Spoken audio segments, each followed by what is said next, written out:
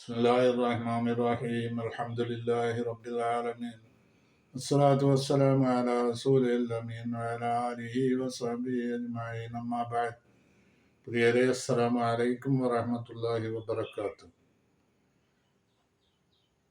എല്ലാവർക്കും സുഖവും സന്തോഷവും അല്ലാഹു പ്രദാനം ചെയ്യട്ടെ. നമ്മളിൽ നിന്ന് മരിച്ചുപോയവരെയും നമ്മളെയും നമ്മളുടെ ഗുരുനാഥന്മാരെയും നമ്മളുടെ മാതാപിതാക്കൾ, സന്താനങ്ങൾ എല്ലാവരെയും അള്ളാഹു സ്വർഗത്തിൽ ഒരുമിച്ച് കൂട്ടട്ടെ. ഇന്നത്തെ വീഡിയോ 216 സൂറത്തുൽ ഖാരിയയാണ് ഇതിലെടുക്കുന്നത്. മക്കയിൽ അവതരിച്ച സൂറത്താണ്. ഇതിലെ ആയത്തുകളും 11 ആയത്തുകളാണുള്ളത്.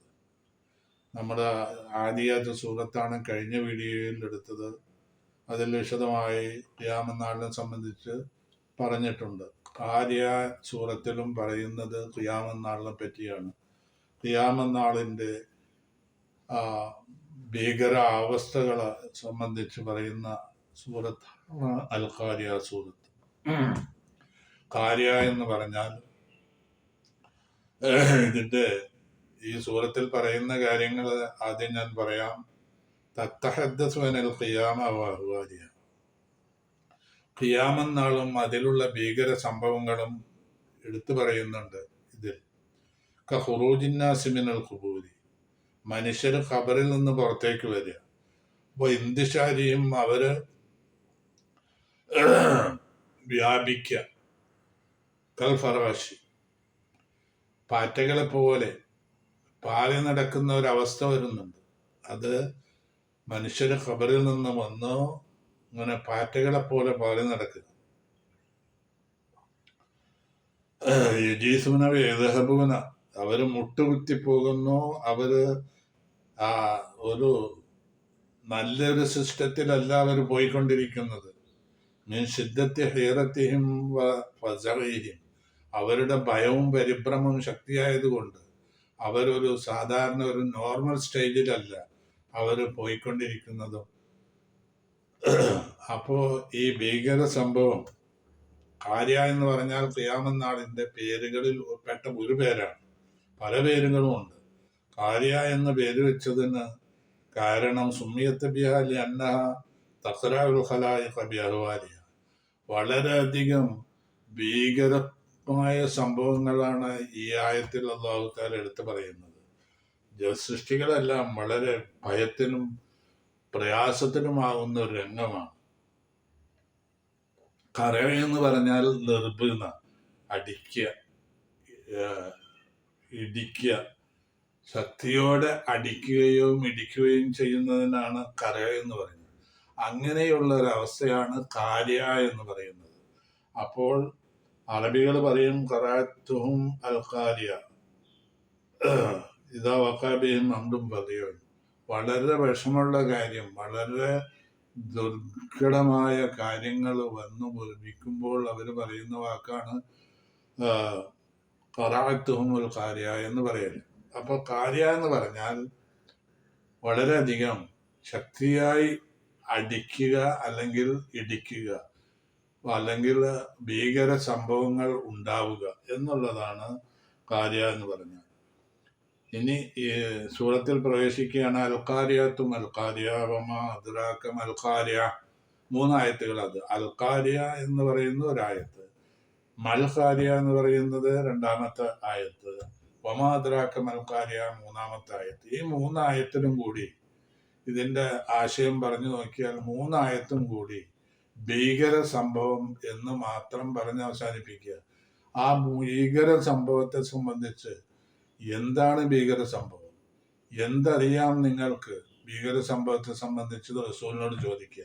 ഇങ്ങനെ 3 ആയത്തുകളിൽ ഭീകര സംഭവത്തെ സംബന്ധിച്ച് പറയുമ്പോൾ, അതിന് മാത്രം പറയുമ്പോൾ എന്തുമാത്രം ഭീകരതയാണ് ഈ ദിവസം ഖിയാമത്ത് നാളിൽ ഉണ്ടാവുക എന്നുള്ളത് പറഞ്ഞറിയിക്കാൻ സാധ്യമല്ല.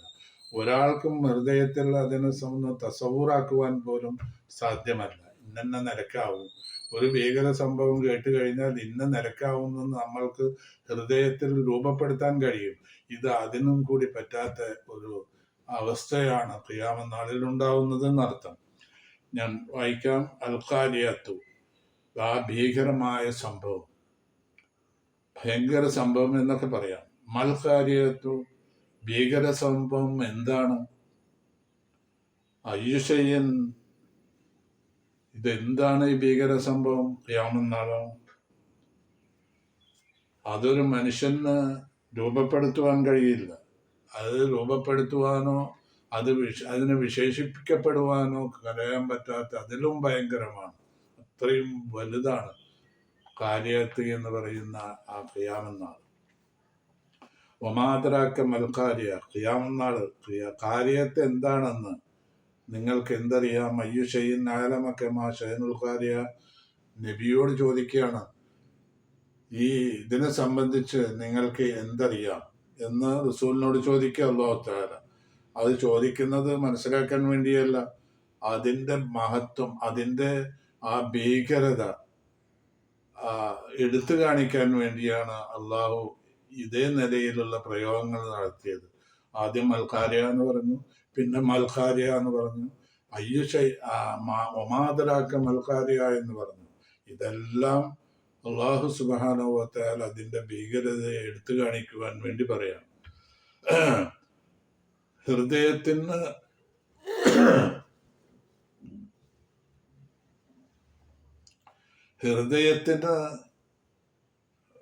ഭയപ്പാടുണ്ടാകുന്നു എന്നത് മാത്രമല്ല, ഈ ഭയപ്പാട് സൃഷ്ടിക്കുന്ന കാര്യങ്ങള് ആകാശം, ഭൂമി, സൂര്യചന്ദ്രൻ, പിന്നെ ഇങ്ങനെയുള്ള ഗ്രഹങ്ങൾക്ക് പോലും ഭീകരത സൃഷ്ടിച്ചു. അതെല്ലാം താറുമാറാവുന്ന ഘട്ടമാണ് ഖിയാമത്ത് നാൾ എന്ന് പറയുന്നത്.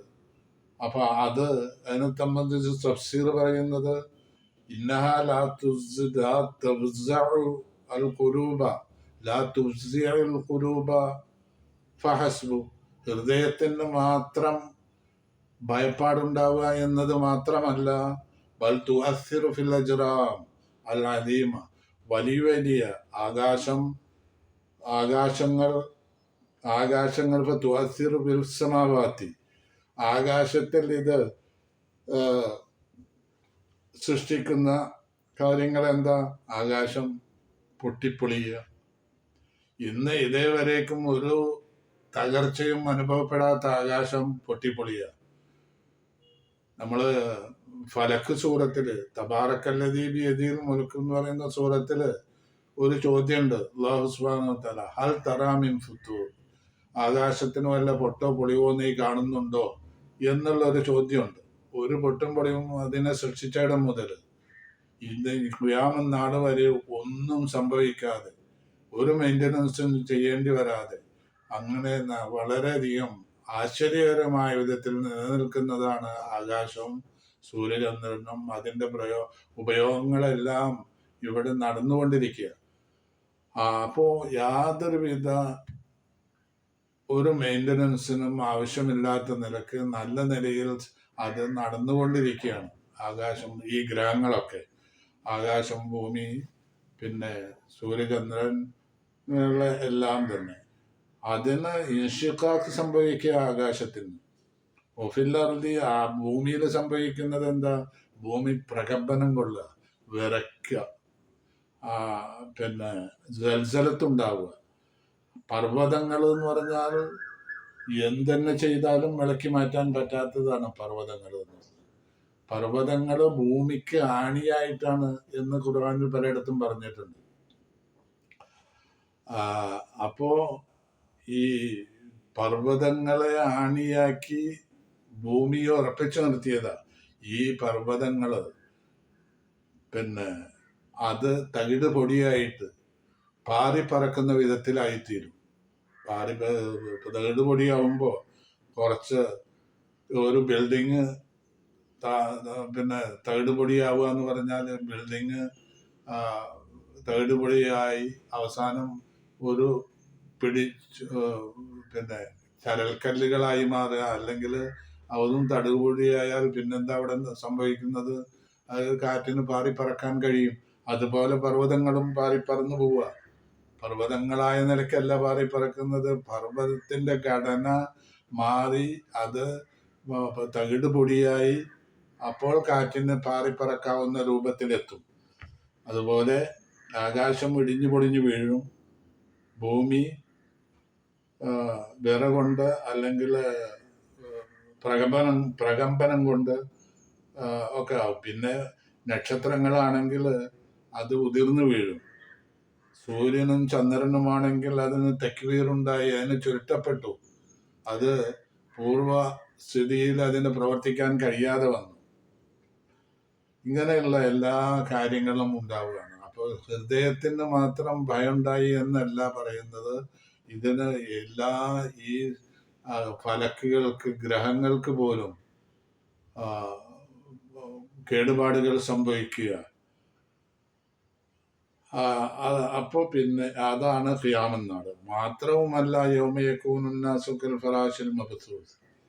യൗമയകൂനുന്നാസു നമ്മൾ മുഖവുരയിൽ പറഞ്ഞതുപോലെ മനുഷ്യരായിത്തീരും കൽ ഫറാശിൽ മബ്സൂസ്. ഖബറിൽ നിന്ന് എഴുന്നേറ്റ് കൽ ഫറാശിൽ മബ്സൂസ് ഈ പാറ്റകളെ പോലെ ആയിത്തീരും, പാറിപ്പറക്കുന്ന പാറ്റകളെ പോലെ ആയിത്തീരും മനുഷ്യർ. ഖബറിൽ നിന്ന് എഴുന്നേറ്റ് ഖബറിൽ നിന്ന് പുറത്ത് ആക്കപ്പെടുന്ന സന്ദർഭത്തിൽ അവരുടെ സ്ഥിതി പാറ്റകളെ പോലെ കൽഫറാശൻ മബ്സൂസ്. കാരിയ സൂറത്തിൽ പറയുന്നത് അൽഖാരിയത്തും അൽഖാരിയമാ അദ്റാക മൽഖാരിയ യൗമ യകൂനുന്നാസു കൽഫറാശിൽ മബ്സൂസ്.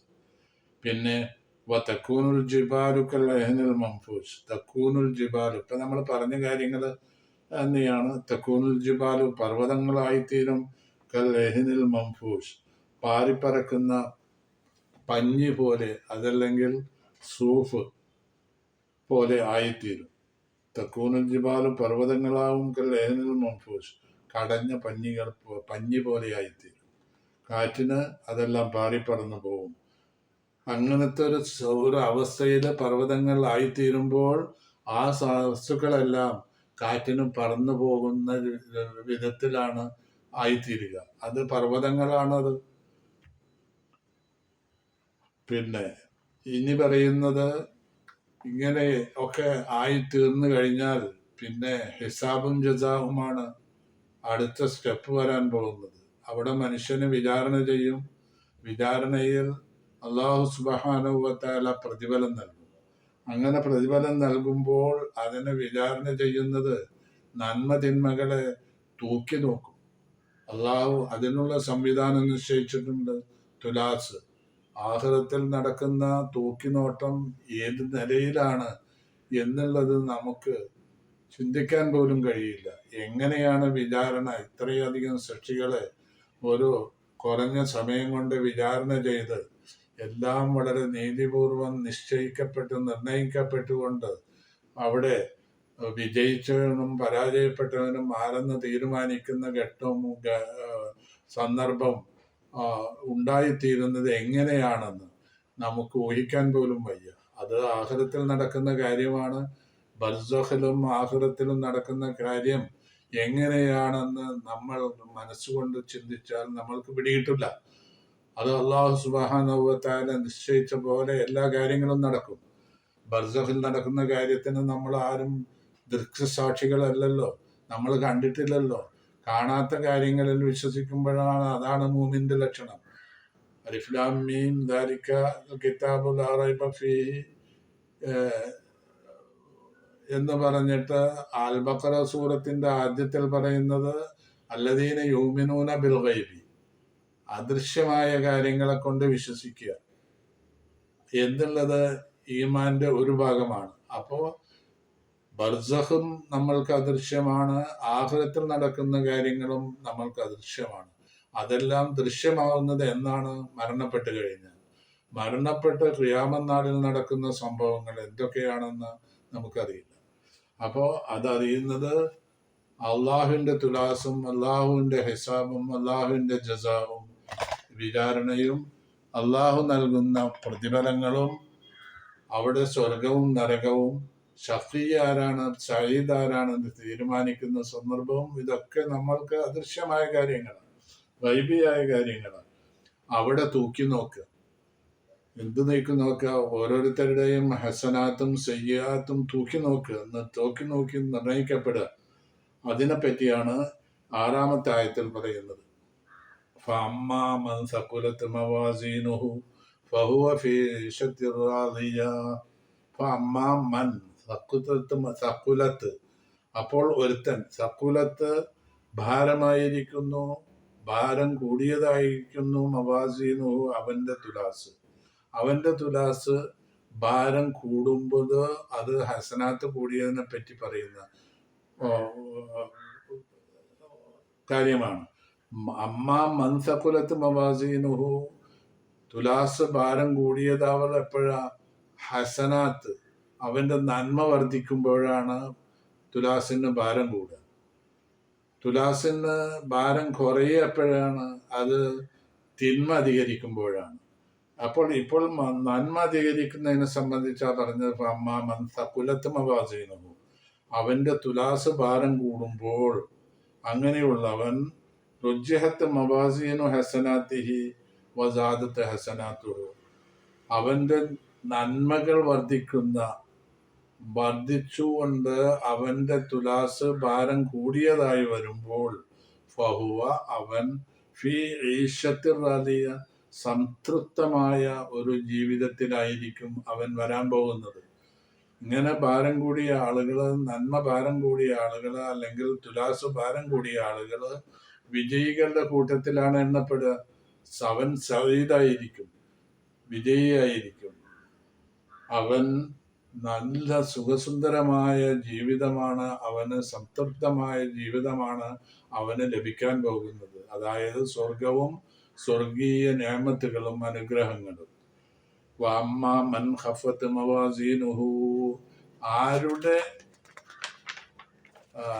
തുലാസാണോ ഭാരം കുറഞ്ഞത്, അവൻ എന്ന് പറഞ്ഞാൽ അവന്റെ ഹസനാത്ത് വളരെ കുറവാണ്. സയ്യിആത്താണ് ഇവിടെ, തിന്മകളാണ് അവന് കൂടുതലായിട്ടുള്ളത്. തിന്മകള് ആവുമ്പോൾ അവന്റെ ഹസനാത്തിന്റെ ഭാരം കുറഞ്ഞുപോയി, തിന്മ വർദ്ധിച്ചുപോയി. അപ്പോൾ അവന് കിട്ടാവുന്നത് ജീവിതം എന്തായിരിക്കും? ഫഉമ്മുഹു അവന്റെ അഭയസ്ഥാനം ഹാവിയ എന്ന നരകമാണ്. ഏറ്റവും ആഴം കൂടിയ നരകം ഹാവിയാണ്. ആ ഹാവിയാണ് അവന്റെ അഭയസ്ഥാനം. ഉമ്മ എന്ന് പേര് വെക്കാൻ കാരണം, ഉമ്മ എന്ന് പറഞ്ഞാൽ അഭയസ്ഥാനം. മക്കള് അഭയസ്ഥാനം മാതാവാണ്. അതുപോലെ ഇവന്റെ ഈ മുജരിമീങ്ങളുടെ അഭയസ്ഥാനം നരകമാണ്. അതുകൊണ്ടാണ് ഉമ്മുഹു ഹാവിയ. അവന്റെ മാതാവ് എന്ന് പറഞ്ഞാൽ മാതാവ് അല്ല ഇവിടെ ഉദ്ദേശം, മാതാവ് എന്ന വാക്കാണ് ഉമ്മ എന്ന് പറഞ്ഞാൽ. അതിനെ മറ്റൊരു മീനിങ്ങിന് സ്റ്റാർത്ത് ചെയ്തു. അപ്പോ ഉമ്മുഹു അവന്റെ അഭയസ്ഥാനം എന്നാണ്, അവൻ ചെന്നു ചേരുന്ന സ്ഥാനം ഹാവിയയാണ് എന്ന്. എന്നിട്ട് അള്ളാഹു ചോദിക്കുകയാണ്, ഒമാ അദ്റാക മാഹിയ, ഈ ഹാവിയ എന്ന് പറഞ്ഞാൽ എന്താണെന്ന് നിങ്ങൾക്കറിയാമോ? അതിന്റെ കാര്യം വളരെയധികം ഗൗരവമുള്ളതാണെന്ന് എടുത്തു കാണിക്കാൻ വേണ്ടിയാണ് ഇങ്ങനെ ഒമാ അദ്റാക എന്ന് വെച്ചുകൊണ്ട് വാചകം ഇവിടെ നബിയോടായിട്ട് പറഞ്ഞത് അല്ലാഹു തആല. അത് അള്ളാഹു തന്നെ അതിന്റെ മറുപടി പറയുന്നു, നാറുൻ ഹാമിയ, അത് ചൂട് ശക്തിയായ ഒരു നരകമാണ്. ചൂട് ശക്തിയായ എന്ന് പറഞ്ഞാൽ കത്തിജ്വലിക്കുന്ന നരകമാണ്, അഗ്നിയാണ്. നാറുൻ അഗ്നി, അതല്ലെങ്കിൽ നരകം, ഹാമിയ അത് കത്തിജ്വലിക്കുന്ന നരകമാണ്. അപ്പോ ഉമ്മുഹു ഹാവിയ എന്ന് പറഞ്ഞാൽ ഇതിന് ഉമ്മ എന്ന് പേര് വെച്ചെന്താ? അത് അന്നൽ ഉമ്മ മഹ്വൽ വലതി, മാതാവ് കുട്ടിയുടെ അഭയസ്ഥാനമാണ് മാതാവ്. അതുപോലെ നാറ് ജഹന്നം തൗവി ഹൗലായിൽ മുജരിമീൻ, ഈ ജഹന്നമാകുന്ന നരകം അല്ലെങ്കിൽ മറ്റേതെങ്കിലും പേരിലുള്ള നരകം, അത് മുജരിമീങ്ങളുടെ അഭയസ്ഥാനമാണ്. അത് അങ്ങനെ വന്നപ്പോൾ ഉമ്മ എന്ന് പേര് വെച്ചു നരകത്തിന്. പിന്നെ തന്നെയല്ല, നരകത്തിന് പല പേരുകളുണ്ട്. അതിൽപ്പെട്ട ഒരു പേരാണ് ഹാവിയ എന്നുള്ളത്. അതിൻ്റെ ആഴം കൂടിയ നരകമാണെന്ന്. അപ്പോൾ അതുകൊണ്ടാണ് ഹാവിയ എന്ന പേര് വന്നത്. 11 ആയത്തുകളാണ് ഇപ്പോൾ നമ്മൾ എടുത്തത്. ഇത് മുമ്പ് പറഞ്ഞതുപോലെ സബ്സ്ക്രൈബ് ചെയ്യുകയും ഷെയർ ചെയ്യുകയും ലൈക്ക് ചെയ്യുകയും വേണം. അതുപോലെ തന്നെ ഈ ആയത്തുകൾ അല്ലെങ്കിൽ ഈ സൂറത്തും ഇത് മറ്റുള്ളവരിലേക്ക് എത്തിച്ചു കൊടുക്കുവാൻ വേണ്ടുന്നത് കാര്യങ്ങൾ നിങ്ങൾ ശ്രദ്ധയിൽ ഉണ്ടാവണം. അള്ളാഹു നിങ്ങൾക്കും നമുക്കും നമ്മളെയും അനുഗ്രഹിക്കട്ടെ. അസ്സലാമു അലൈക്കും വറഹ്മത്തുള്ളാഹി വബറകാതുഹു.